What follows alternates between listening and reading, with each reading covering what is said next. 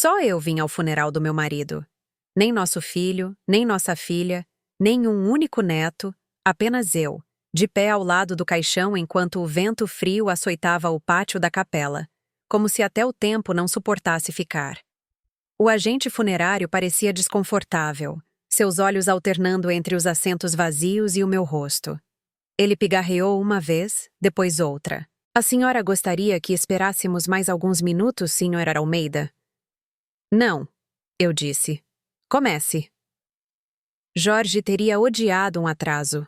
Ele era pontual até nos seus últimos dias, tomando os remédios na hora certa, assistindo ao jornal das 6 em ponto, dobrando seus chinelos lado a lado antes de dormir. Um homem de hábitos, um homem de dignidade, e agora um homem velado sozinho. Sentei-me na primeira fila, com as 5 cadeiras ao meu redor vazias. O pastor recitou as escrituras sem convicção. As flores eram vibrantes demais, o caixão polido demais. Eu não conseguia parar de pensar em como Jorge teria rido de toda aquela cerimônia. E então olharia ao redor, franzindo a testa, perguntando onde diabos estavam as crianças. Onde eles estavam? Uma mensagem havia chegado naquela manhã. Nosso filho Pedro mandou uma única linha. Desculpa, mãe. Surgiu um imprevisto. Não vai dar para ir. Nenhuma explicação. Nenhuma ligação.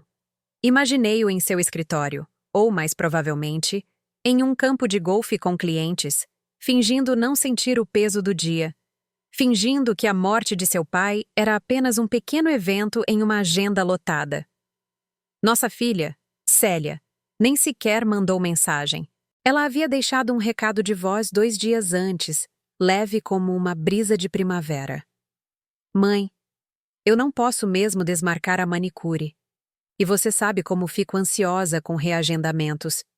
Diga ao papai que o visito na próxima semana. Próxima semana? Como se os mortos esperassem. Após a cerimônia, caminhei sozinha atrás dos carregadores do caixão. Eu não chorei. Não porque não estivesse de luto. Eu vinha sofrendo há meses, mas porque existe um tipo de tristeza tão profunda que fica imóvel dentro de você, como uma âncora. E naquele dia, eu já estava enterrada sob ela. O cemitério estava quase deserto. Um velho coveiro observava de longe, a mão apoiada em uma pá. O caixão foi baixado, as orações sussurradas. Terra encontrou madeira, madeira encontrou silêncio. Fiquei um tempo depois que os outros foram embora. Meus saltos afundaram um pouco na terra, e senti o vento agarrar meu casaco. A lápide seria colocada mais tarde. Por enquanto, uma placa simples com o nome de Jorge. Jorge Almeida, amado marido, pai, esquecido. A palavra ficou na minha cabeça como uma pedra no sapato. Esquecido. De volta em casa, o silêncio rugia. Sua poltrona reclinável estava intocada, seus chinelos lado a lado, o controle remoto onde ele o deixou pela última vez. Fiquei olhando para aquilo por um longo tempo.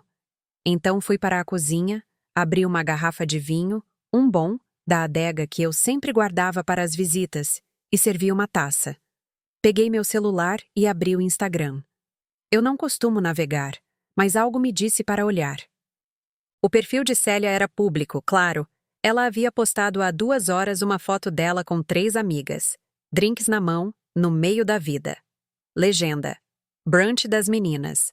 Mimosas à vontade. Vivendo a vida que a gente pediu a Deus. Pedro também havia postado. Uma foto do 9º buraco. Seu novo taco de golfe brilhando ao sol. Tacada perfeita. Clima ideal. Negócios fechados. Fiquei olhando para a tela até que ela embaçou. Então desliguei o celular, tomei outro gole de vinho e olhei para a foto na parede. Jorge e eu em nosso aniversário de 40 anos, ao lado das roseiras que ele plantou com as próprias mãos. Elas costumavam florescer em vermelho. Agora estavam nuas. Amanhã, pensei, vou ligar para o advogado. Farei as mudanças silenciosamente, com a mesma dignidade com que Jorge viveu. Porque se eu fui a única a aparecer em seu último adeus, serei a única a executar sua vontade final e a deles. Naquela noite, sentei-me sozinha em nossa cozinha, o mesmo lugar onde Jorge costumava descascar maçãs com a precisão de um cirurgião, cortando-as em pequenas meias-luas perfeitas e alinhando-as em um prato. Ele sempre me oferecia o melhor pedaço. O que pegou mais sol, ele dizia. Agora, a fruteira estava intocada. Umas 2 peras maduras demais, cedendo sob a própria pele. O silêncio não era desconhecido. Jorge já havia partido há quase 2 semanas antes do funeral, e aqueles dias já haviam começado a me ensinar o formato da solidão. Mas esta noite, ela pressionava com mais força, mais alto, mais cruel. Eu não conseguia parar de pensar nas cadeiras vazias, na mensagem de Célia, ou melhor, na ausência dela. Eu havia criado uma filha que podia assistir seu pai ser baixado à terra do conforto de uma mesa de brunch. Eu falhei com ela, ou ela falhou com algo dentro de si que não podia mais ser recuperado? A mensagem de Pedro ainda estava lá. Sem pontuação, sem calor, apenas uma rejeição seca em preto e branco. Surgiu um imprevisto. Seria vergonha, indiferença, ou o tipo de crueldade casual que você nem reconhece até ser tarde demais? Servi outra taça de vinho, não por tristeza, mas por clareza. Caminhei pelo corredor até nosso quarto, abri a gaveta de cima da escrivaninha de Jorge. Suas coisas ainda estavam organizadas da mesma maneira. Envelopes, chaves extras, um velho álbum de selos. Alcancei por trás dos arquivos e puxei a pasta que mantinha escondida atrás de todo o resto. Fina, arrumada, presa com um elástico. Estava rotulada como patrimônio. Dentro, havia cópias do nosso testamento, uma lista de beneficiários, nossas instruções para o que deveria acontecer com a casa, o carro, as contas, até mesmo o relógio antigo que o avô de Jorge trouxera de Dublin. Tudo havia sido preparado, revisado pelo nosso advogado há 2 anos com amor e previdência. Sentei-me na beirada da cama e abri o arquivo. Pedro estava listado como co-beneficiário da principal conta de investimentos, aquela que continha quase 300 mil reais acumulados ao longo de uma vida de trabalho e escolhas frugais. Ele e Célia estavam ambos incluídos na cláusula de transferência da casa. Até o sítio, aquele que eles nunca mais visitavam, mas sempre perguntavam sobre quando os impostos chegavam, estava destinado a eles. Segurei as páginas na mão, meus dedos tremendo. Não de idade, de algo mais profundo. A traição tem pulso, e o meu latejava nos meus ouvidos. Levantei-me e fui até o armário, puxando uma caixa de lona. Dentro estavam todas as fotos antigas. Reuniões de família, aniversários, feriados. Jorge segurando as crianças quando eram pequenas. Eu na varanda, rindo. Célia puxando minha manga. Pedro dormindo no colo de Jorge, um livro caído aberto sobre seu peito. Nós já fomos uma família, e talvez eu tenha sido ingênua demais para ver o quão longe essa família havia se afastado. Talvez o amor não se desfaça numa tempestade. Talvez ele desbote como papel de parede no sol. Silenciosamente, até que um dia você não reconhece mais o padrão. Peguei uma foto de Jorge e Pedro pescando. Pedro devia ter uns 12 anos. Jorge o abraçava, apontando para algo na água, seu sorriso pleno e suave. Aquele homem merecia mais do que uma capela vazia. Coloquei a foto de volta no lugar. Então peguei o telefone. Era quase meia-noite, mas eu não me importei. Liguei para Tomás Ferreira, nosso advogado. Caiu na caixa postal, como esperado. Deixei uma mensagem mesmo assim. Tomás, é Helena Almeida. Preciso revisar meu testamento com urgência. Me ligue pela manhã. Encerrei a ligação e fiquei por um longo momento perto da janela. A luz da lua tocava o topo das roseiras lá fora. Elas haviam murchado desde que Jorge partiu. Não por negligência, mas como se em solidariedade. Eu sabia que deveria podá-las, dar-lhes espaço para florescer novamente. Mas não esta noite. Esta noite eu deixei as pétalas velhas caírem. Amanhã eu começaria a cortar o que não pertencia mais. O escritório do advogado cheirava a livros antigos e cera de eucalipto, o tipo de lugar onde o tempo parecia denso e o silêncio tinha um peso particular. Tomás Ferreira conhecia Jorge e eu há mais de 30 anos. Ele cuidou da nossa primeira hipoteca, da licença comercial de Jorge, da escritura do sítio e, eventualmente, do nosso planejamento sucessório. Confiável, preciso e, como eu, um pouco cansado de pessoas que sorriem quando querem algo. Ele ergueu os olhos de sua mesa quando entrei, levantando-se de sua cadeira com uma expressão de leve surpresa. Helena, ele disse, abotoando o paletó. Você chegou cedo. Não podia esperar, respondi, acomodando-me na cadeira de couro à sua frente. Meu casaco ainda cheirava vagamente ao jardim. Eu havia podado as rosas mortas naquela manhã, bem cedo, antes do café da manhã. Podar sempre me acalmava. Havia algo honesto em cortar o que não servia mais. Recebi sua mensagem, disse Tomás, sentando-se. Você disse que quer revisar seu testamento? Sim, eu disse. Pedro e Célia devem ser removidos por completo. Ele fez uma pausa, não por choque, mas por cuidado. Você tem certeza? Eu o encarei nos olhos. Eu enterrei meu marido sozinha. Nossos filhos não vieram. Nem uma ligação, nem uma flor. Eles estavam ocupados. Coloquei minhas mãos calmamente sobre a mesa. Eles não merecem um centavo. Tomás assentiu lentamente. Então faremos uma emenda completa. Você quer removê-los de todas as disposições? Sim. Das contas, da casa, do sítio, de tudo. Entendido.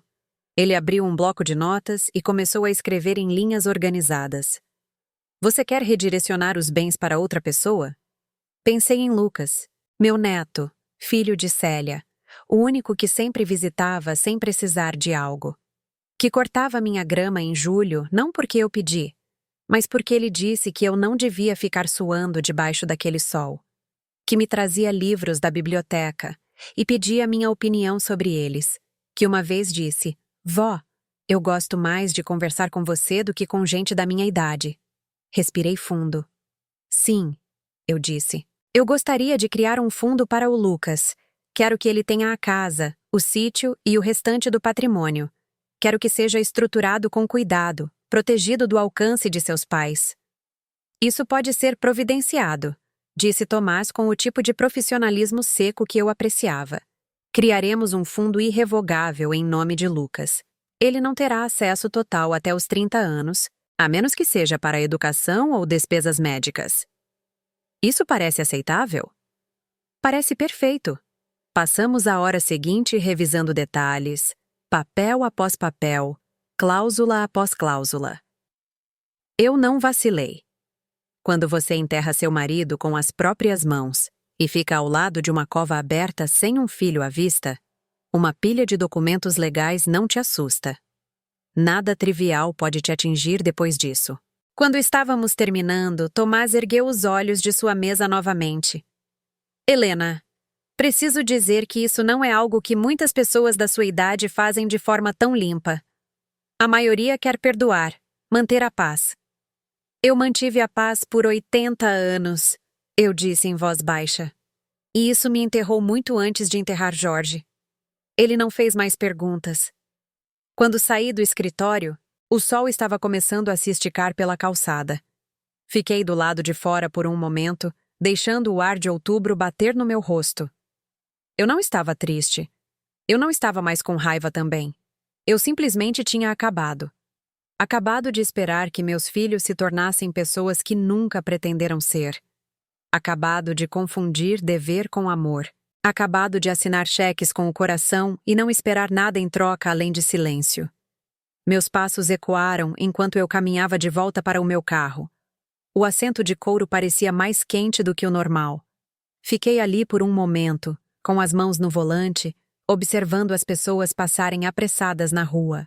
Uma mulher passou com sua filha, de mãos dadas, compartilhando uma risada. Eu não as invejei. Apenas notei a cena. Como uma música antiga que eu costumava gostar, mas não tocava mais. Naquela noite, dormi sem a TV ligada, sem um livro, sem o suéter velho de Jorge dobrado ao meu lado como esteve desde o hospital. O silêncio ainda estava lá. Mas não doía. Não mais. O arquivo no corredor tinha 3 gavetas, todas rotuladas com a letra de forma firme de Jorge. Casa, impostos, família. A última era minha. Eu a abri lentamente, o metal gemendo um pouco, como se relutante em entregar seus fantasmas. Dentro, pastas e mais pastas, recibos, cópias de cheques, cartas de bancos, velhos cartões de Natal enfiados entre contratos de empréstimo. Eu havia guardado tudo, não por obsessão, mas porque acreditava na clareza. Papel não mente, e aquela gaveta tinha verdade suficiente para incendiar uma floresta. Sentei-me à mesa da cozinha, coloquei a pasta rotulada Pedro, Educação e Negócios de um lado e abri Célia, Casa e Estilo de Vida. A caligrafia era minha. Mais caprichada anos atrás, ainda legível agora. Comecei a ler um cheque de R$ 15.000 datado de 2003. O casamento de Célia. É uma cerimônia pequena, mãe. Só queremos um lugar bonito. Aquele lugar tinha lustres, mini-lagostas e um quarteto de cordas. Uma transferência de R$ 7.800. 2007. O telhado está vazando, mãe. O berço do bebê ficou encharcado. Eu paguei em menos de 1 hora. 12.000 em 2011. Aparelho novo para o Lucas. 5.000 em 2013. Ele quer ir para um acampamento de verão de robótica. É uma grande oportunidade, mãe. 1 ano depois, quando Célia ligou chorando porque seu marido havia sido demitido, enviei outros R$ 20.000. Sem perguntas. Você sempre nos salva. Ela sussurrou ao telefone. Não sabemos o que faríamos sem você. Eu acreditei nela. A pasta de Pedro era mais grossa. R$ 25.000 de capital inicial para uma startup certeira que faliu em menos de 6 meses. Jorge me avisou para não enviar. Eu enviei mesmo assim. Um carro usado. Uma entrada para um apartamento. 3 semestres de pós-graduação. Paguei contas de hospital quando sua segunda filha nasceu. E o seguro quando a primeira quebrou o braço. Quando Pedro atrasou os impostos, eu emiti um cheque e não contei a ninguém. Olhando para tudo aquilo agora, linha após linha, eu me perguntei quando exatamente eu me tornei a rede de segurança deles. Ou talvez sempre tenha sido assim, e eu estava apenas disposta demais a amortecer suas quedas. Nenhuma vez eles recusaram minha ajuda. Mas eles se recusaram a vir se despedir do pai, e isso não era algo que o papel pudesse consertar. Coloquei os arquivos de volta no armário, exceto um. Guardei o envelope marcado como Lucas. Dentro havia um bilhete que ele havia escrito quando tinha 11 anos. Lápis desajeitado, dobrado ao meio. Vovó Helena, obrigado por me ensinar a fazer panquecas. Acho que você é muito sábia e engraçada. Um dia eu vou cuidar de você como você cuida de mim. Segurei o papel por um longo tempo. Ele tinha 19 anos agora. Eu não sabia se ele se lembrava de ter escrito aquela carta, ou se ainda significava algo para ele, mas para mim, significava. Eu pretendia ser justa, dividir as coisas igualmente. É o que as pessoas dizem, não é? Seja justa. Não tenha favoritos. Mas e se justiça não fosse igualdade? E se justiça significasse dar seu legado para a única pessoa que te via, não como um banco, mas como um ser humano? Jorge costumava dizer: legado não é o que você deixa, é para quem você deixa. Eu costumava pensar que ele se referia financeiramente. Agora sei que não. A casa parecia menor naquele dia, não porque tivesse mudado, mas porque eu comecei a vê-la sem a desordem da memória. Por anos, guardei todas as bugigangas que as crianças me deram. Cartões feitos à mão, porta-retratos de macarrão, canecas com glitter. Mas o amor não está nos objetos, está nas ações. E ultimamente, as ações deles diziam a mesma coisa.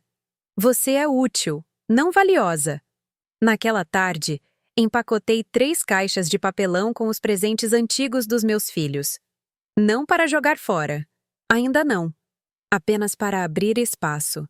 Espaço para algo novo crescer. Naquela noite, não bebi vinho. Eu não precisava mais de coragem. Fiz chá de verdade, do tipo que Jorge gostava. Folhas soltas em um bule apropriado, infusionadas no ponto certo.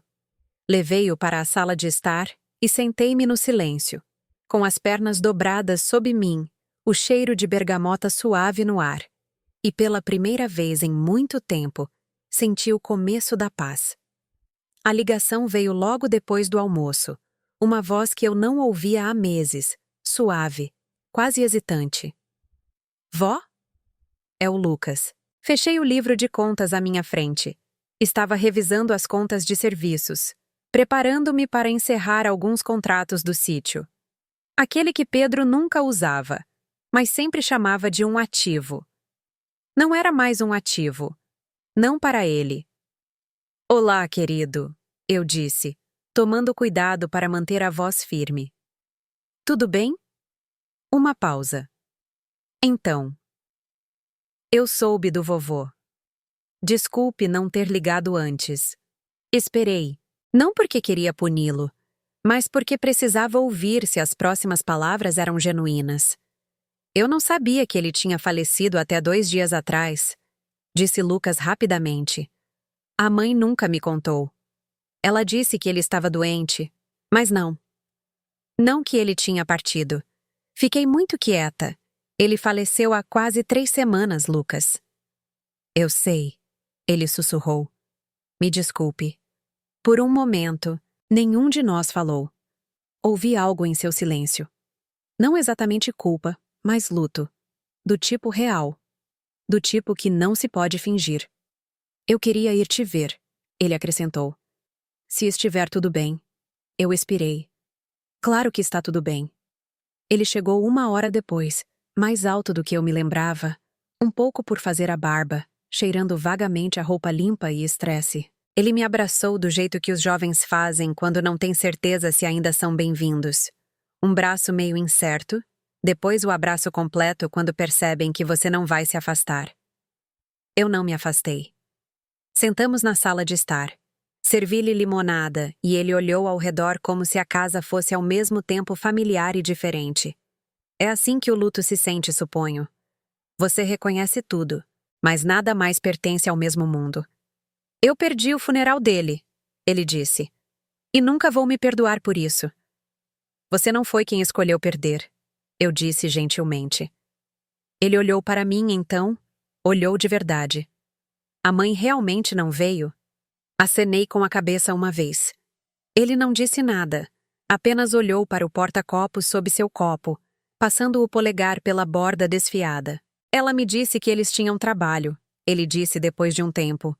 Que estava tudo resolvido. Eu devia ter desconfiado. Você sabe agora. Eu quero fazer alguma coisa, ele disse, endireitando-se. Por ele. Por você. Qualquer coisa. Você já está fazendo, eu disse. Você está aqui. Ele pareceu pouco convencido. Hesitei, depois me levantei e voltei com um envelope pardo. Dentro estavam os documentos do fundo, não assinados, não registrados, mas reais. Eu ainda não os tinha levado ao banco. Queria ver o rosto de Lucas primeiro. Entreguei a pasta a ele. Ele a abriu, franzindo a testa. Leu as primeiras linhas e depois me olhou alarmado. Vó, o que é isso? Meu plano, eu disse simplesmente. É tudo. A casa, o sítio, até as contas de poupança. Sim, mas... Por que eu? Sua voz falhou. Por que não a mamãe ou o tio Pedro? Eu poderia ter dito muitas coisas. Poderia ter falado sobre a ausência deles, a crueldade, as festas e desculpas, mas escolhi uma verdade diferente, porque você é o único que voltou sem ser chamado. Ele olhou para os papéis, depois os pousou delicadamente, como se com medo de quebrar algo. Eu não sei o que dizer, ele murmurou. Você não precisa dizer nada. Apenas se lembre de quem você é, e se lembre de como é o amor quando é de verdade. Seus olhos estavam úmidos agora. Ele os enxugou com a manga, como costumava fazer quando era menino, e não queria que ninguém visse que estava chorando. Ficamos ali sentados por um longo tempo, sem falar, apenas existindo. Do jeito que Jorge e eu costumávamos sentar à noite, duas pessoas que não precisavam preencher o ar com som para se sentirem próximas. Quando ele estava saindo, Lucas virou-se para mim na porta. Se eu vier no próximo fim de semana, podemos fazer panquecas de novo? Eu sorri, um sorriso pleno e suave pela primeira vez em dias. Vamos até usar o mel de verdade. Célia apareceu na manhã seguinte. Eu sabia que ela viria. Não porque sentia minha falta, não porque precisava de consolo, mas porque eu parei de responder às suas mensagens. Ela chegou sem avisar, os pneus de seu SUV preto rangendo no cascalho rápido demais, como se estivesse atrasada para algo mais importante. Ela não bateu, apenas entrou como sempre fazia, como se a casa ainda pertencesse a ela de alguma forma invisível. Mãe, ela disse, largando sua bolsa enorme na mesa do corredor. Eu estava tentando falar com você. Eu não me levantei. Estava dobrando a roupa lentamente, deliberadamente, combinando meias como se fosse a tarefa mais importante do mundo. Eu estive ocupada, eu disse. Ela zombou suavemente. Ocupada com o quê? Eu não respondi. Ela entrou na cozinha, serviu-se de um copo d'água sem pedir e encostou-se no balcão como se fosse dona das paredes. Então, ela disse: É verdade? Olhei para ela. A que você se refere? Ela bateu as unhas no copo. O Lucas disse que você está mudando o testamento. Terminei de dobrar uma camisa e a coloquei cuidadosamente na cesta. Para excluir a mim e ao Pedro. Sim. Célia riu, um riso curto e amargo. Você está falando sério? Depois de tudo que fizemos por você? De tudo? Olhei para ela agora, a dobra de roupas terminada, as mãos paradas. Você não veio ao funeral do seu pai, Célia. Você não mandou flores. Você não ligou. Você nem sequer perguntou. Eu tinha um compromisso. Sim, eu a interrompi. Suas unhas e depois o brunch. Eu vi as fotos. Ela piscou, mas não negou. Você quer falar sobre o que fez por mim? Eu continuei. Você me mandou listas de supermercado, contas, mensalidades escolares, pedidos de hipoteca, e eu paguei tudo silenciosamente, sem pedir nada em troca. É isso que a família faz, ela retrucou. Ajuda um ao outro. Não, eu disse suavemente. É isso que as mães fazem, e eu fiz por anos. Ela ficou em silêncio. Seu pai construiu esta casa com as próprias mãos. Ele não tinha muito, mas tinha orgulho. Ele te ensinou que o respeito se mede em ações, não em palavras. E você? Você não pôde dar a ele 2 horas para um adeus. Isso não é justo, não é? Ela olhou para o chão. Então você está realmente nos cortando. Assim? Do nada. Não, eu disse. Não do nada. Passei os últimos 20 anos dando sem receber. Enterrei meu marido sozinha. Sentei-me ao lado de sua cova e esperei por meus filhos. Eles nunca vieram. Isso não é do nada. Isso é uma vida inteira. Ela cruzou os braços, tentando parecer composta, mas sua boca estava tensa. Você está nos punindo. Não, Célia. Estou me libertando. E dando tudo para o Lucas. Eu não disse nada. Ela riu de novo, desta vez mais agudo. Ele é uma criança. O que ele sabe sobre responsabilidade? Ele sabe como aparecer. O silêncio que se seguiu foi denso. Pensei que ela pudesse chorar. Pensei que ela pudesse gritar. Em vez disso, ela pegou sua bolsa. Bem, ela disse, ajustando os óculos de sol. Espero que isso te faça sentir poderosa. Não, eu disse calmamente. Isso me faz sentir em paz. Ela saiu sem outra palavra.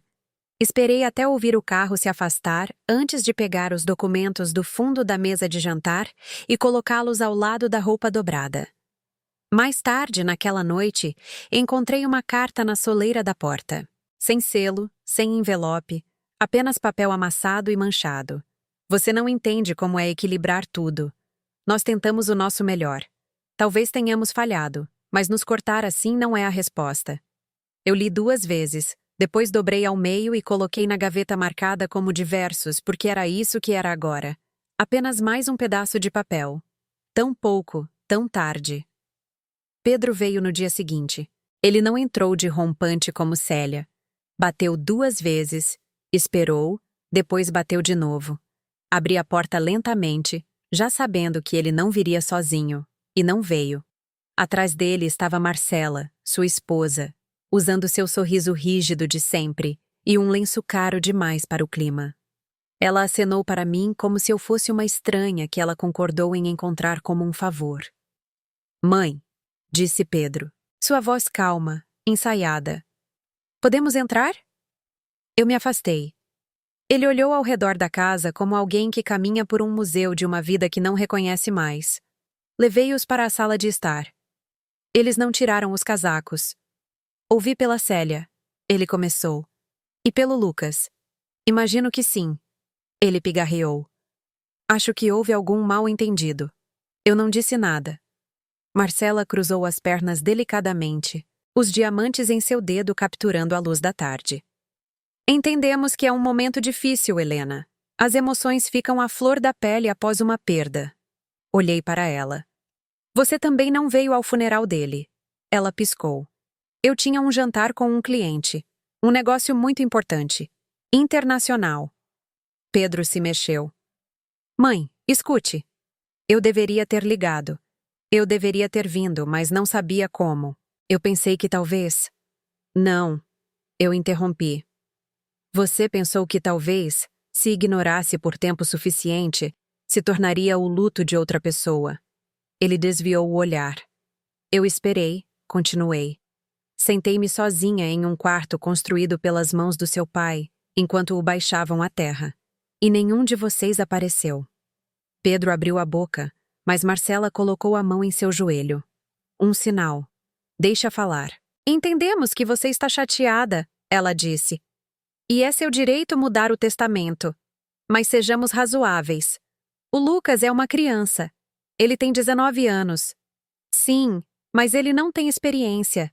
Ele não sabe como lidar com um fundo ou administrar uma propriedade. Ele poderia ser manipulado. Levantei uma sobrancelha. Por quem? Marcela não vacilou. Por pessoas que sabem que ele herdou algo valioso. Como vocês, pensei. Pedro tentou de novo. Mãe, eu sei que te decepcionei. Sei que não fui o melhor filho. Mas você tem que admitir que isso é um pouco extremo. Não, eu disse suavemente. O que é extremo é abandonar seu pai. O que é extremo é viver sua vida como se as pessoas que te criaram fossem descartáveis. Ele engoliu em seco. Então é isso. Você está simplesmente nos cortando. Vocês se cortaram. Estou apenas reconhecendo o fato. Marcela se levantou. Isso pode ficar complicado, Helena. Legalmente. Eu a encarei. Não vai. A papelada está em ordem. Meu advogado é bom. E eu tive tempo para pensar. Pedro parecia mais velho do que eu me lembrava. Mais magro nas têmporas, os olhos fundos. Pensei que você perdoava as pessoas.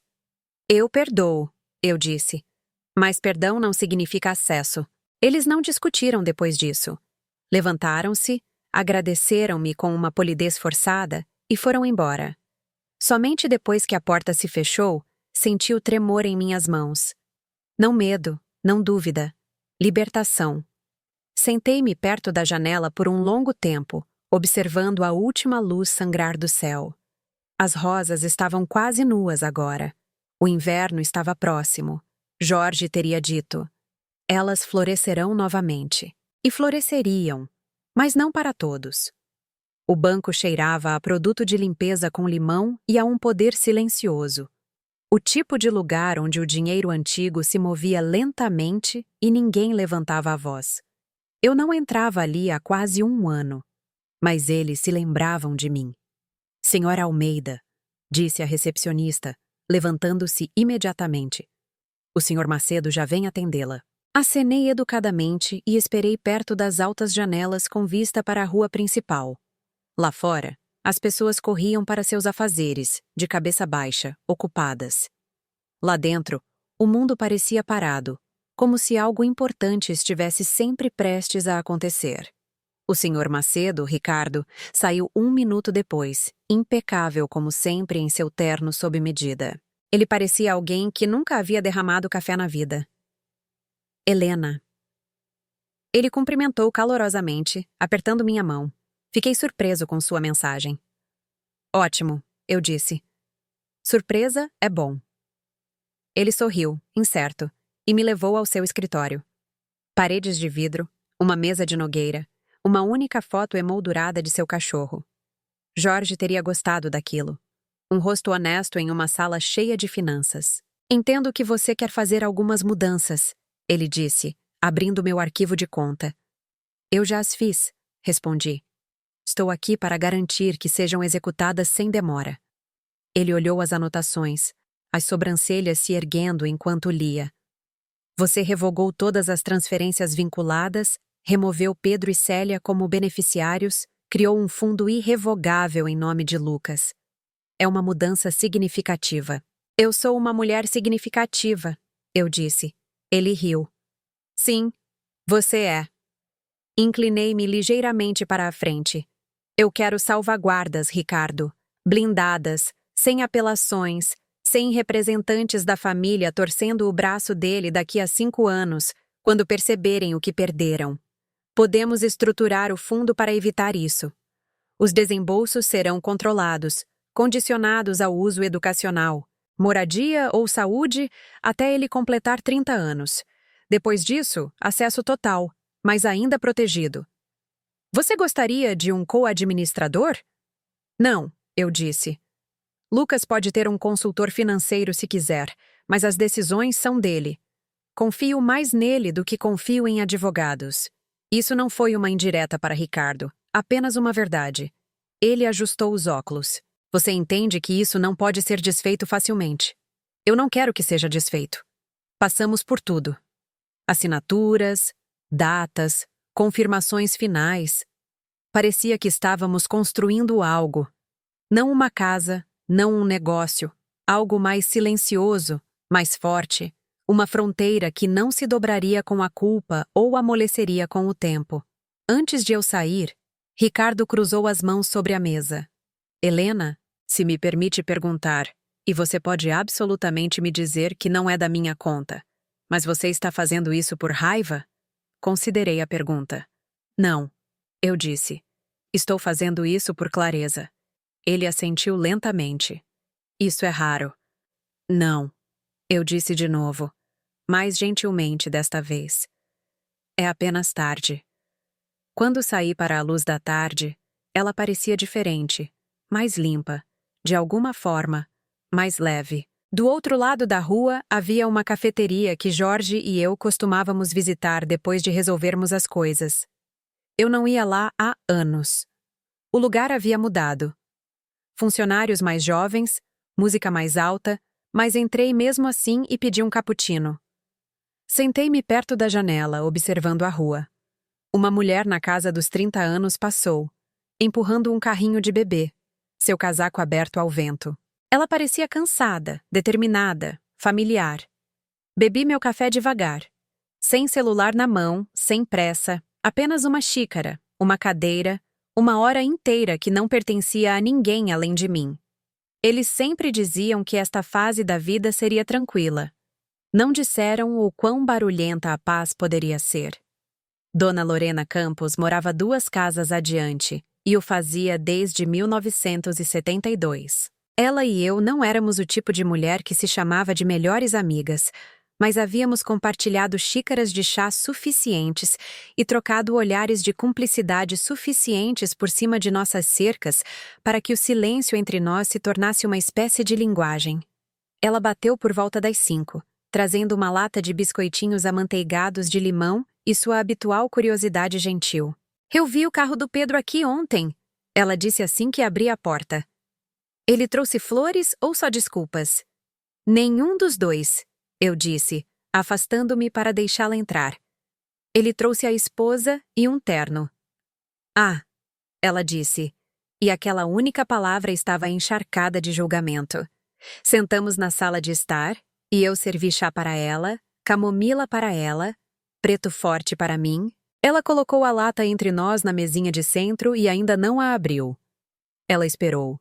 Eu disse a eles, eu falei. Tudo. Que eles estão fora do testamento, que o Lucas é o único que sempre voltou sem ser chamado. Lorena soltou um longo suspiro. Já não era sem tempo. Olhei para ela. Desculpe, Helena, ela disse, suavizando. Mas eu vi você correr atrás da aprovação deles por anos. Cuidando das crianças quando você tinha suas próprias consultas médicas, assinando cheques enquanto eles faziam cruzeiros, sorrindo quando esqueciam aniversários. Eu ficava pensando, um dia ela explode. E graças a Deus você finalmente explodiu. Eu não explodi, eu disse. Eu apenas descartei tudo o que não era amor. Lorena sorriu. Melhor dito. Ficamos em silêncio por um momento, ouvindo o zumbido fraco da geladeira e a rajada de vento ocasional lá fora. O outono estava começando a se instalar. O tipo de outono que cheira a folhas velhas e à beira de algo que está terminando. Você se arrepende? Ela perguntou eventualmente. Balancei a cabeça. Me arrependo de não ter feito isso antes. Ela finalmente abriu a lata. Os biscoitos estavam perfeitos, bordas crocantes polvilhadas com açúcar, amanteigados e macios no meio. Cada uma de nós pegou um e mastigou pensativamente. Sabe, ela disse, minha sobrinha tentou me convencer a vender esta casa na primavera passada. Disse que era demais para mim, que eu deveria me mudar para uma daquelas vilas para idosos perto da represa. Tudo é feito para você, tia, ela disse. Lavanderia, refeições, até passeios em grupo. E o que você disse? Eu disse que preferia morrer em uma casa cheia de canecas lascadas e meu próprio silêncio do que viver em um lugar que cheira a alvejante e ao tédio de outras pessoas. Eu ri, um riso pequeno e real que veio de algum lugar firme. Lorena se inclinou. Você e eu, nós viemos de uma geração que sabe o custo da resistência. Nós desgastamos nossas colunas, criando pessoas que pensam que o amor é medido em presentes e que a gratidão é opcional. Eu assenti. Você não é cruel, Helena, ela acrescentou. Eles dirão que você é. Vão sussurrar sobre como ela deserdou os próprios filhos. Mas o que não dirão é que você também foi quem os manteve à tona em todas as tempestades, mesmo quando eles não se deram ao trabalho de perguntar se você estava se afogando. Pisquei com força, mas nada caiu. Conversamos por mais 1 hora sobre o jardim dela, o estado do bairro, os esquilos roendo sua calha novamente. Quando ela saiu, eu a abracei por mais tempo do que o normal. Naquela noite, não liguei a televisão. Peguei uma carta antiga que Jorge havia me escrito durante sua primeira viagem de negócios, guardada em uma gaveta que eu não abria há anos. Helena, esta casa nunca está vazia com você nela. Você é o telhado, o assoalho e a fechadura na porta. Mesmo quando parece que ninguém te vê, eu vejo. Li 3 vezes antes de guardá-la de volta no envelope. A casa estava silenciosa, mas não vazia. Não mais. Começou com uma caminhada, um ato simples e banal. Mas para mim, foi a primeira feita sem uma razão ligada a outra pessoa. Não para buscar receitas, não para levar uma travessa de comida, não para devolver um prato que não pedi emprestado. Eu só queria caminhar. A manhã estava fresca, não fria, o tipo de ar que aguça os pulmões, mas não morde a pele. Vesti o corta-vento velho de Jorge, um número maior, puído nos punhos, e me senti estranhamente confortada por seu peso. Caminhei pelo bairro lentamente, não como alguém se exercitando, mas como alguém se lembrando do que ainda lhe pertence. A casa dos Mapleton ainda tinha as mesmas persianas azuis. O balanço da varanda dos Wilson rangia da mesma forma que quando Jorge costumava dizer: precisamos consertar o nosso antes que aquele finalmente caia.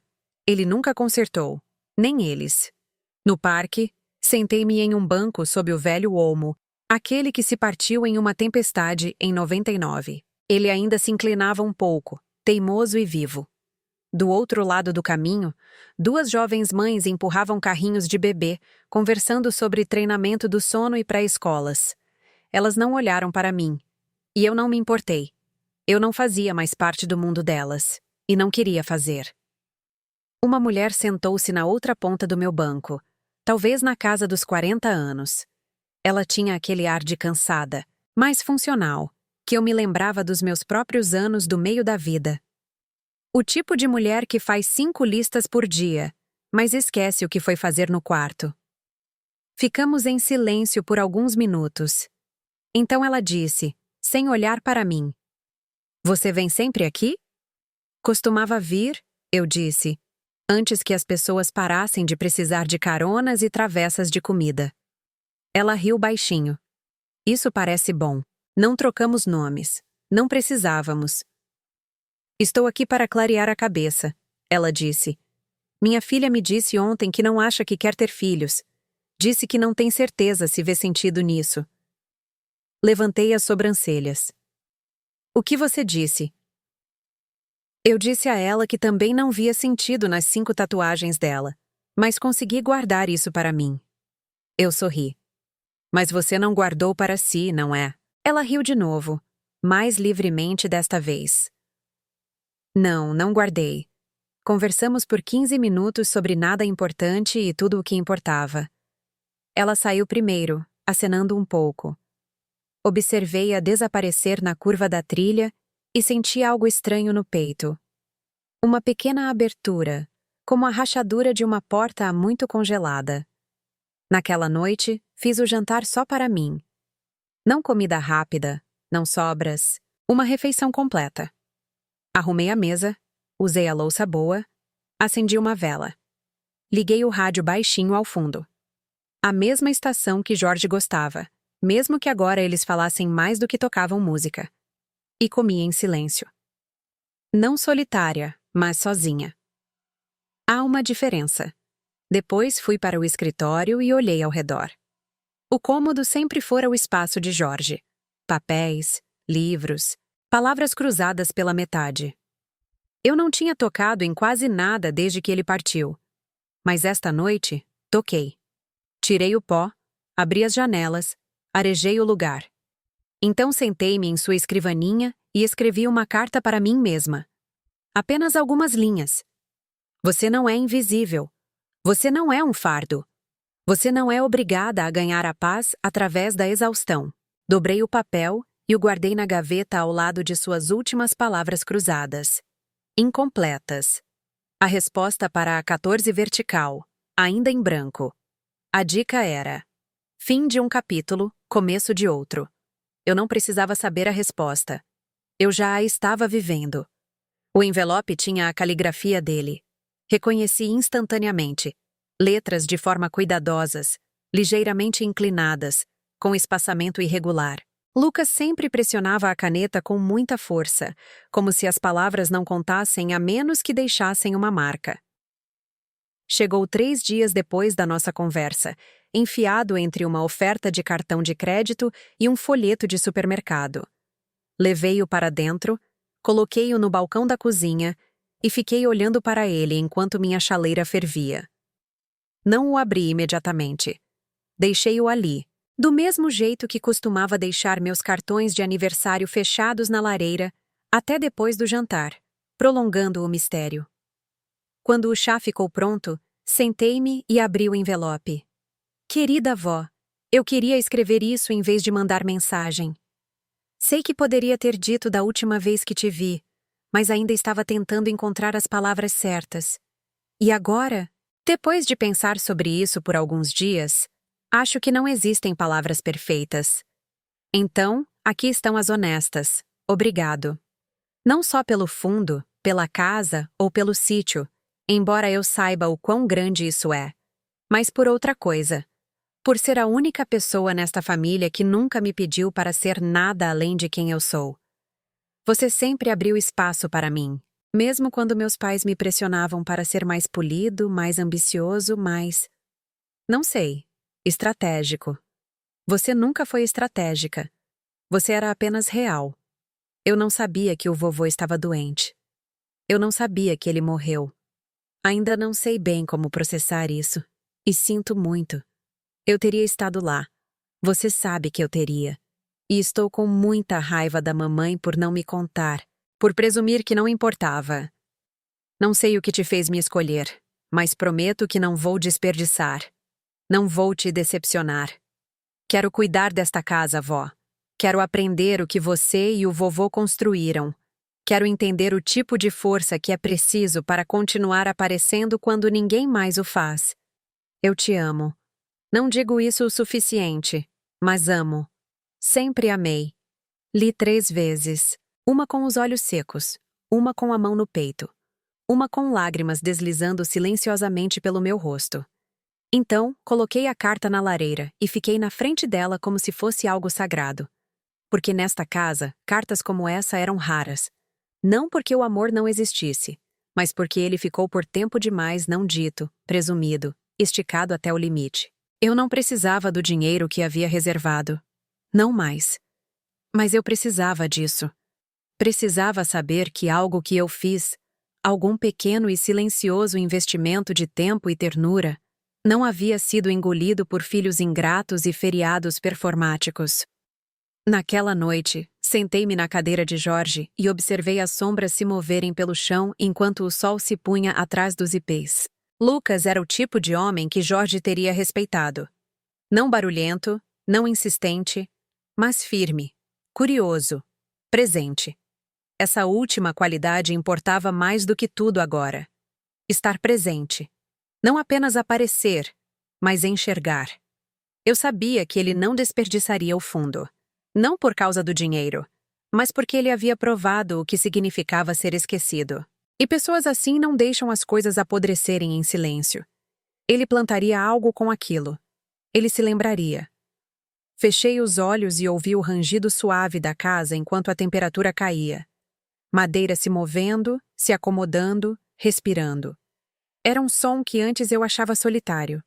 Agora soava como a vida continuando, como o legado sussurrando de volta. As noites tinham um novo ritmo agora. Sem telefonemas da Célia perguntando se eu poderia só passar na escola para buscar o Lucas. Não porque ela precisasse de mim, mas porque sua aula de yoga se estendeu. Sem mensagens do Pedro querendo saber se eu me importaria de cobrir um concerto surpresa do carro. Nunca urgente o suficiente para justificar o pânico, mas sempre o suficiente para aplicar pressão. O silêncio havia se tornado gentil. Naquela noite, arrumei a mesa para uma pessoa. Não porque estava solitária, mas porque finalmente entendi a diferença entre comer e ser alimentada. Fiz frango assado. Frango de verdade, não congelado, não de micro-ondas. Batatas também.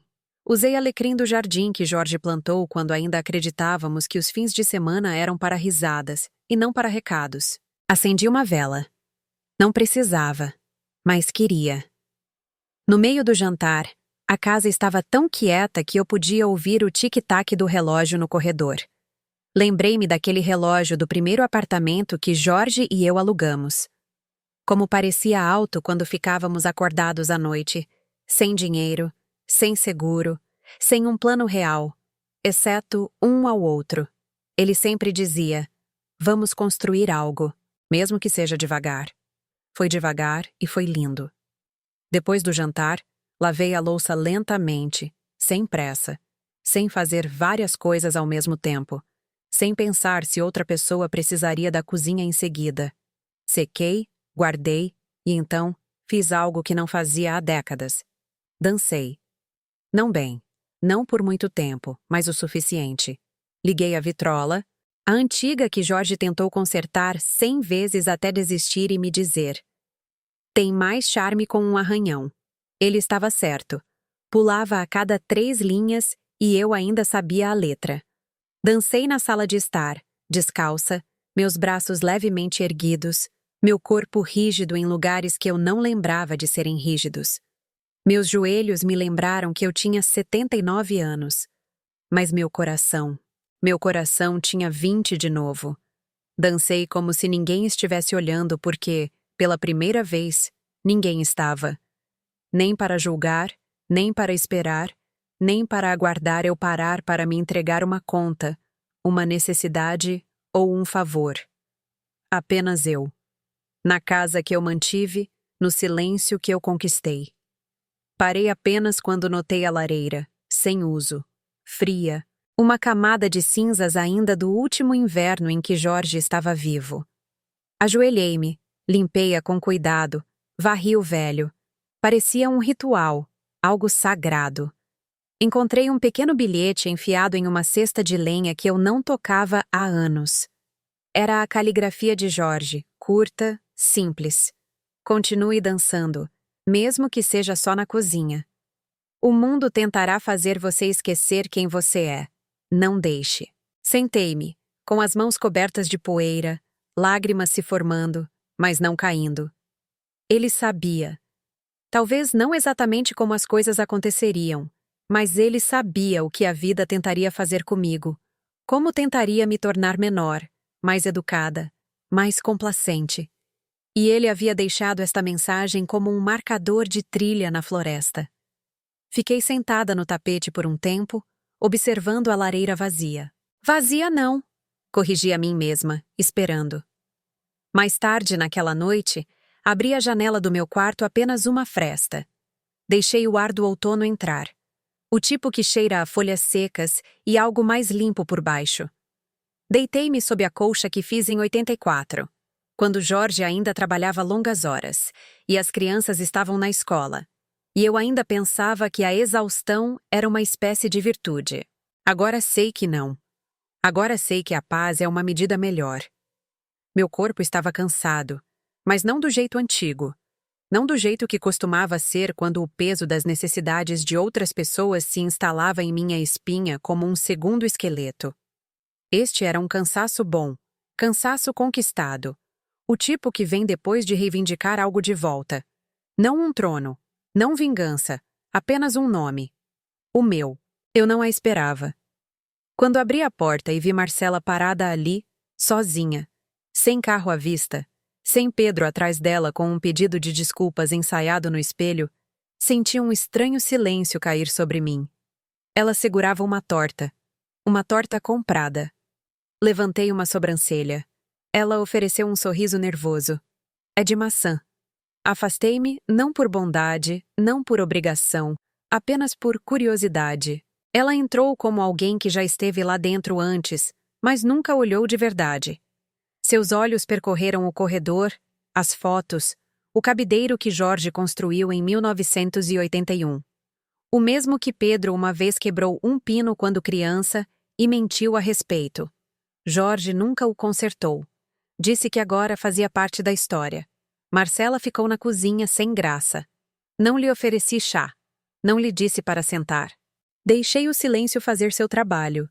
Finalmente ela disse: Eu não vim pedir nada. Ótimo, eu só. Ouvi o que aconteceu. O que você disse ao Pedro sobre o fundo, a casa, tudo. Eu assenti. Eu sei que você provavelmente não acredita em mim. Ela continuou, as mãos agora firmemente entrelaçadas na frente dela. Mas eu queria dizer obrigada. Aquilo me surpreendeu. Pelo quê, exatamente? Por não ter dado para o Pedro. Ela ergueu os olhos e pela primeira vez em todos os anos que a conheci, vi algo genuíno. Não filtrado. Não calculado. O Pedro nunca aprendeu a se virar sozinho, ela disse. Ele cresceu com tudo resolvido para ele. Eu tentei manter essa ilusão, mas... Ela parou, os olhos marejados agora. Você o mimando não ajudou, mas eu também não. E agora? Agora é simplesmente quem ele é. Eu não disse nada. Ela continuou. Eu sei que ele te culpa, e a Célia te culpa. Mas o que eles não dizem é que era você quem mantinha tudo unido enquanto eles reclamavam da maneira como você fazia isso. Encostei-me no balcão, de braços cruzados. Então por que você está me dizendo isso agora? Porque eu também estou cansada, ela sussurrou. Ficamos naquela cozinha silenciosa por um longo momento. Ninguém se moveu. A torta ficou intocada entre nós. Ela finalmente se sentou. Quero que saiba que eu admirava o Jorge, ela disse. Ele foi gentil comigo, mesmo quando não tinha motivo para ser. E sei que nunca agradeci por tudo que você fez, pela ajuda, pelo dinheiro, por cuidar das crianças, pela constante. Sim, eu a observei. Você não me devia agradecimentos, eu disse, mas você devia a ele sua presença quando ele deixou este mundo, e você não apareceu. Ela baixou o olhar. Eu sei. Não houve satisfação em dizer isso. Apenas a verdade, como tirar poeira de um parapeito de janela. Ela pegou a bolsa, não para sair, mas para tirar algo. Uma pequena foto, gasta nas bordas. Era uma foto de Lucas, talvez com 5 anos, sentado no balanço do meu quintal. Eu tirei aquela foto em um domingo. Marcela deve tê-la pego de um dos cartões de Natal que enviei anos atrás. Ele te ama, ela disse. Você sabe disso, não sabe? Eu assenti. Espero que um dia ele ame alguém assim, ela acrescentou. E espero que ele saiba o quão raro isso é. Ela se levantou então, ajeitando o casaco. Não vou tomar mais do seu tempo, ela disse. Mas eu queria dizer isso antes que a história seja reescrita. Antes que eles te transformem na vilã da versão deles. Ela foi até a porta e a abriu sozinha. O vento pegou a ponta de seu lenço. Por um segundo, ela pareceu mais jovem, menos envernizada. Apenas uma mulher que também passou a vida se doando a pessoas que nunca viram. Ela parou na porta. Não deixe que eles tirem a sua paz, Helena, ela disse. Eles já tiraram o suficiente, e então ela se foi. Fiquei ali por um longo tempo antes de pegar a torta e colocá-la na geladeira. Não por sentimentalismo, apenas porque seria boa com chá amanhã. Uma semana depois, recebi uma carta do advogado. Nenhuma emergência, apenas uma confirmação. Os novos documentos foram registrados. O fundo estava ativo. O nome de Lucas agora constava em todas as escrituras, todas as contas, todas as linhas onde antes estavam os nomes de Pedro e Célia. Foi silencioso, não triunfante, não dramático, apenas firme, como um livro finalmente fechado depois de ficar aberto por muito tempo, com as páginas se curvando no ar. Levei o envelope para o jardim. As roseiras finalmente haviam cedido ao frio. Jorge costumava dizer: elas se rendem com dignidade. E eu sempre gostei dessa frase. Agora eu sabia o que ele queria dizer. Existe uma maneira de deixar ir que não parece derrota. Sentei-me no banco e passei os dedos sobre o papel. Era real agora. Tudo. Não apenas uma decisão tomada no luto ou na raiva. Havia se assentado em mim. Na casa, no jardim. Eu havia feito o que precisava ser feito. E, estranhamente, senti outra coisa também. Não alívio, não orgulho, permissão. Permissão para começar de novo, mesmo que fosse apenas com as pequenas coisas. Naquela tarde, peguei a máquina de costura. Estava guardada desde antes de Jorge ficar doente.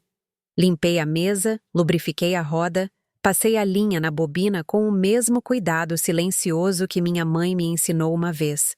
Eu não precisava fazer nada importante.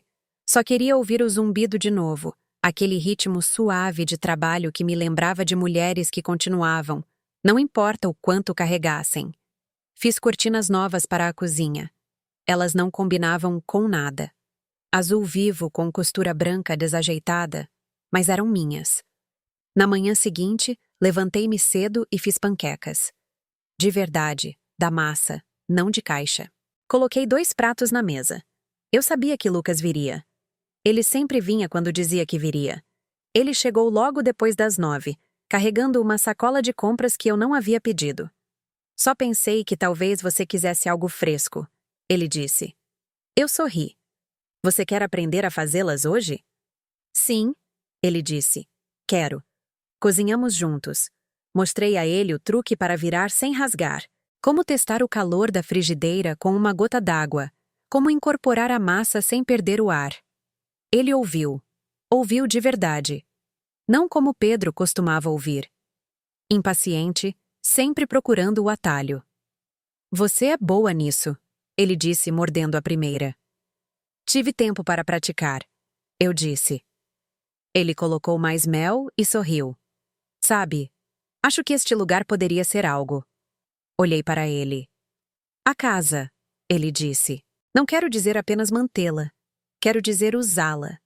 Talvez para outros como um espaço para pessoas que não têm onde ir, ou até mesmo uma pequena oficina de jardinagem. Ensinar coisas às pessoas. Senti algo se abrir dentro de mim que não esperava. Esperança. Não do tipo barulhento e desesperado, do tipo suave e paciente. Acho que seu avô gostaria disso, eu disse. Ele assentiu. Talvez eu comece pela varanda. Precisa de conserto. Você vai precisar de ferramentas de verdade, eu disse. Não aquelas de estudante em kits de plástico. Ele riu. Acho que você vai ter que me ensinar isso também. Comemos o resto em um silêncio confortável. Depois que ele foi embora, fiquei na pia lavando a louça, a janela aberta, as cortinas novas balançando suavemente. O vento cheirava a folhas secas e algo levemente doce. Talvez canela, talvez memória. Olhei para o quintal. As roseiras se foram por esta estação. O banco estava frio. As árvores estavam nuas, mas eretas. E pela primeira vez desde o funeral, não senti nenhum peso me pressionando. Apenas a forma do que viria a seguir. Algo que Lucas construiria. Algo para o qual eu havia aberto espaço. A primeira neve caiu levemente. Apenas uma poeira branca sussurrada sobre o quintal. O tipo que ainda não gruda, mas te diz que a estação realmente mudou. Observei da varanda dos fundos, enrolada em meu cardigã grosso, com café na mão. Lucas estava na frente, medindo os degraus com um pequeno nível, resmungando para si mesmo como Jorge costumava fazer quando trabalhava. Fazia um mês que eu havia assinado os papéis. O mundo não aplaudiu. O céu não se abriu. Mas algo em mim havia mudado. Um peso carregado por décadas finalmente se foi. E o que o substituiu não foi raiva, nem vitória, apenas espaço. Eu havia criado espaço para algo novo. As crianças não ligaram mais. Célia mandou uma mensagem. Espero que você esteja orgulhosa do que fez. Eu não respondi. O silêncio de Pedro era mais longo, mais profundo, um vazio que não pedia mais para ser preenchido. Eu não os procurei. Deixei que contassem sua versão. Deixei que me pintassem como fria. Eu já vivi o suficiente para saber que as pessoas sempre reescreverão a verdade para tornar sua vergonha mais confortável. Mas eu sabia o que aconteceu. Eu sabia o que dei. E sabia o que recuperei. A verdade não precisava gritar. Só precisava se manter de pé. Lucas bateu suavemente na porta dos fundos. Vó, quer ver o novo corrimão? Deixei minha caneca de lado e o segui para a frente. Ele tinha feito um bom trabalho. Lixado, envernizado, selado contra o tempo. A varanda, pela primeira vez em anos, parecia que alguém se importava com ela novamente. Jorge teria dito que está um pouco inclinado para a esquerda. Eu sorri. Lucas sorriu de volta. Assim como todo mundo nesta família. Eu ri, uma risada alta e aberta. Uma risada que não morava em mim há muito tempo. Ele ficou ao meu lado, limpando as mãos em um pano. Eu estava pensando que talvez na próxima primavera a gente pudesse começar um pequeno jardim na frente. Não apenas flores, mas legumes, ervas, algo que cresce. Olhei para ele e vi não apenas o menino que eu costumava colocar para dormir, mas o homem que escolheu aparecer. Isso parece perfeito. Entramos. O frio começando a apertar agora. Fiz sopa. Ele consertou o armário que rangia. Mostrei a ele onde ficava a caixa de disjuntores. Ele perguntou sobre o isolamento do sótão. Preenchemos o dia com as pequenas coisas necessárias que compõem uma vida. Não do tipo que se tira fotos, mas do tipo que se sente falta quando se vão. Naquela noite, depois que ele saiu, escrevi mais uma carta. Não para o tribunal, não para advogados, para mim mesma, para a mulher que eu costumava ser. Você tentou por mais tempo do que deveria. Você se dobrou em formas que não cabiam. Falou gentilmente quando deveria ter se erguido. Deu quando deveria ter dito não. Mas você também amou ferozmente. E isso não é um erro. Agora você está livre. Livre para dançar na cozinha. Para plantar algo apenas pelo prazer de vê-lo crescer. Para dizer não sem culpa. Para dizer sim sem medo. Para dar quando é merecido, não exigido. Você não é cruel. Você não é amarga. Você é clara. E isso, finalmente, é o suficiente. Dobrei a carta e a coloquei na mesma gaveta onde antes guardava as fotos antigas da família. Não para escondê-la, apenas para saber que estava lá. Como um farol que eu mesma construí. Antes de dormir, saí uma última vez. As estrelas estavam nítidas, o frio mais profundo agora. Olhei para o céu e sussurrei. Ele teria se orgulhado, não da decisão, nem mesmo da força, mas do fato de que eu finalmente escolhi a paz. Não barulhenta, não ostensiva, apenas minha. Então, aqui está o que vou deixar com vocês. Vocês que leram até aqui, que podem ter seus próprios silêncios, seus próprios cômodos doloridos, suas próprias fronteiras não ditas. Não esperem que alguém lhes entregue a paz. Escolham-na. Não confundam amor com obrigação. Não confundam dever com valor. E se sua casa está cheia de barulho, mas ninguém te ouve, crie um novo tipo de silêncio. Um onde você não seja mais invisível. Um onde não precise desaparecer para se sentir segura. Se esta história encontrou algo de verdadeiro em você, compartilhe, conte a alguém, ou apenas guarde-a perto e saiba que nunca é tarde demais para voltar para casa, para si mesma. Siga para mais histórias como esta. Deixe um comentário se ela ecoou algo em você ou simplesmente sente-se com ela por um tempo. Eu prometo que isso é o suficiente.